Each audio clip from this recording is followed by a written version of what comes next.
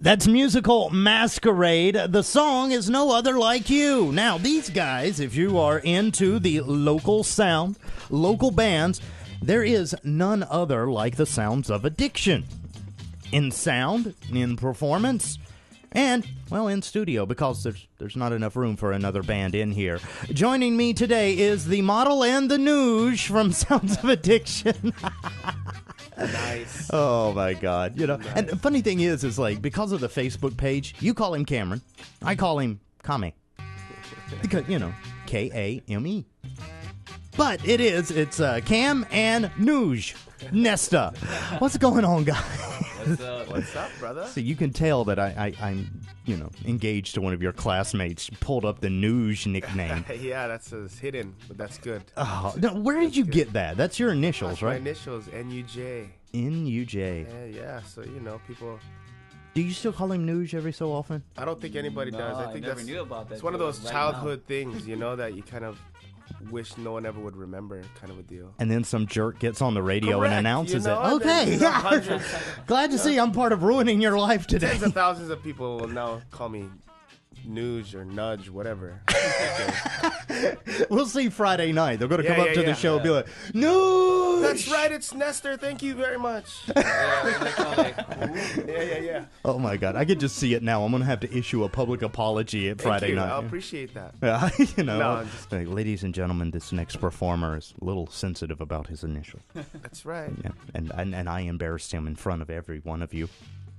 That's true. No. Okay, well, I'll tell you what. I want you guys to think about this, because I know Friday night we're going to all be together at Fleetwood's. You guys are kind of the main attraction, shall we say. But because you're also a part of this whole new sound coming out of Hawaii, I want to ask you about the future of reggae. Okay. I see the thoughts, the wheels are already moving. Yeah. Okay. All right. Well, we'll come back with that in just a sec, though. Bruno Mars. The song is Show Me. Q103, your root station. Now, if you like some of the interviews that you've been hearing this week, we show you every day in our behind-the-scenes videos. And speaking of videos, it was you guys. It was one of my first video projects. Sounds of Addiction is in the studio with and I'm going to say it like this because, you know, reggae, we have a different kind of vibe on names. It's Nesta. That's right. N-E-S-T-A-H. Nesta. And Cameron. I like that. Yeah. Better than the Cameron. Yeah. Yeah. It sounds almost like a food, you know, macaroons, Cameroons. Oh. Delicate nature. You could use that to pick up chicks, by the way, you know. I will. Hey, you ever had a taste of Cameroons? There you go. All right. I wanted to ask you guys. I mean, I know we've been interviewing about the Fleetwoods on Friday thing, and Right. as much as I love the event Friday and it's going to be great, I figured, I know you guys. We'll talk about something else. I mean, Ola, he's doing a great job of promoting this show right now. Excellent. Amazing job. So let's not get in the way and just let him Yep, do it. that's right. All right. I wanted to ask you, because you are one of the bands, as far as Maui goes, that has defined this whole West Side versus country sound. You guys on the West Side have a completely different musical vibe, completely different arrangement. North Shore, upcountry, a little bit more rootsy, a little bit more older. So you can kind of say that if you had to think about Sounds of Addiction, as far as the reggae world is concerned, where would you put your band in the timeline? Would you say that you're thoroughly rooted back in the foundations, or are you kind of more into the new Albert Rosie experimental scene and you just try to push your musical limits? Definitely doing the experimental thing, you know, everybody's background is just so different. Well, And your background, especially because you're in the bridge. You go to Innovision and Sounds of Addiction. So Yes. you've got a rootsy, kind of very heavy foundation band, and then you have guys like Nesta and the rest of the That's crew right. that are just like, okay, we've got these instruments. Let's see what we can come up with. Yeah, absolutely. You know, just in rehearsal yesterday, we were coming up with like jazz progressions, like Jazz. yeah, which if you come tomorrow night, you'll get a nice sample of that. And you know, that alone is so like out of the box for Right. what reggae is. You know, I don't think if you're looking at the spectrum of anything, if you want to push it back to the roots, the foundation of it, I don't think we're anywhere near that edge of the spectrum. You know, I think we're moving forward. I think that's where everything is gonna go. You know, being on the west side or whatever, I don't know if there's more people coming through and influencing us from outside sources versus being in the country, kind of. Yeah. You're organic in the country. Correct. Yeah. It's not to say we're not organic. I like to think that we're just, you know, I don't want to overuse the word fusion, you know, because I think that gets a bit too cliche. It does. You know, but I can't argue the fact that we're not going to draw in everything that we are from all outside sources and then recreate it, I suppose. Oh, so it's kind of like saying this is a musical collage. We Correct. take a bunch of different styles. That's right. So, Link, as far as your fan base, when they come up to you, what kind of band do they think that you are? Do they say, hey, man, you guys are a great rock band. Hey, you guys are a great urban band. Hey, you guys are a great reggae band, or you're a great island band. What do they describe you as? In my personal, I guess, experiences talking to people, you know, I can't say from the outside perspective. All I know is people enjoy.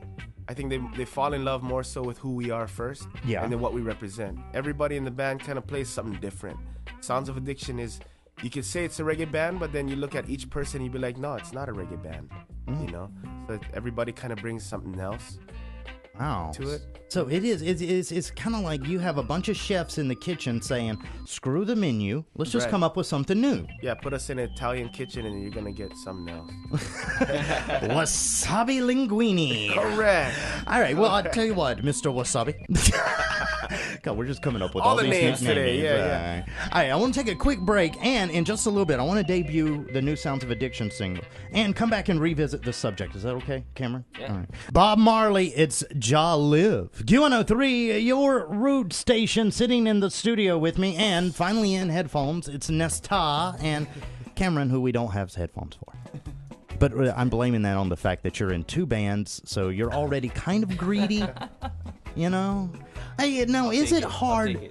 Is it hard for you to play two different styles with two different bands and actively be performing with these bands? It's not like Innovision is on a break right now. You guys are doing shows, getting ready to kick off a mainland tour. Yeah. And then you're also practicing with Sounds of Addiction for this big show that we're doing tomorrow night. Yes. Do you ever just get lost and go like, what song am I playing? Actually, no, I don't. If anything, being in two separate bands actually makes me a better musician, to where I could carry over some of the things, because I play two different instruments in both bands. I'll play guitar in Innovision and bass in Sounds of Addiction. So, I mean, I can pretty much do two separate things, not being on the same. You're pretty much a gangster. That's what that is. Oh, yeah. I'm No, sorry. no. Easy there, G-Love. Okay. Man. Gangster love. No, it makes me more creative in my music. What I think it's hard balancing everything, but You ever find yourself carrying stuff from one side of the fence to the other? Like you'll be in a SOA session and then go over to the Inna guys and be like, hey man, we've got to try this progression.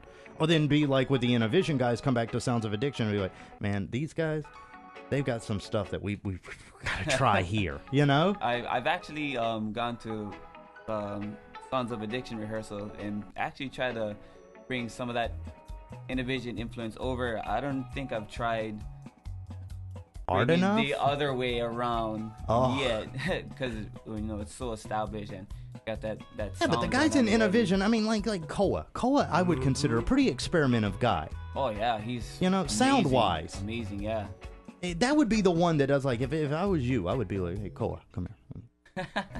You heard this stuff that we're doing at Sounds of Addiction? Yeah, definitely. And his music mind is awesome too. So yeah, maybe I'll try and bring some of our stuff over to them. Okay, well, Koa, you've been warned. Want to see more Q103? Check out our Q blog on our website for extended artist interviews, behind-the-scenes videos, and more. Log on to Q103Maui.com today. The rhythm of the